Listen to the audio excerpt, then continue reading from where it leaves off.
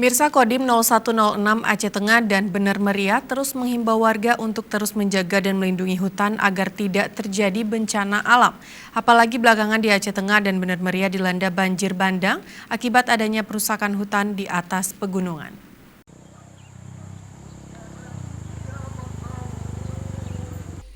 Mengantisipasi terjadinya bencana alam baik itu longsor, banjir bandang, serta bencana alam kebakaran hutan di kawasan Gayo Bener Meriah dan Aceh Tengah dan di 0106 Aceh Tengah dan Bener Meriah serta jajaran meminta warga di daerahnya untuk terus menjaga dan melestarikan hutan agar terhindar dari bencana alam. Hal ini merujuk pada sejumlah bencana yang belakangan melanda kawasan Gayo seperti banjir bandang yang membawa material kayu di Payatumpi, Kebayakan, Aceh Tengah beberapa waktu lalu yang mengakibatkan sejumlah rumah warga rusak berat. Bahkan di Bener Meriah juga terjadi hal serupa, di mana banjir bandang melanda kawasan Mesidah dan Permata yang mengakibatkan rusak hingga putus akses jalan warga di sana hingga menyebabkan satu desa terisolir banjir bandang. Dan di 0106 Letkol Infantri Valian Tatiunis menghimbau warga untuk menjaga hutan dan alam agar terhindar dari banjir, serta tidak melakukan pembakaran lahan demi keselamatan bersama.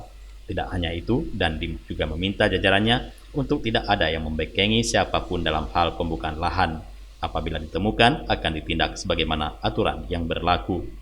Saya akan menyampaikan kepada seluruh masyarakat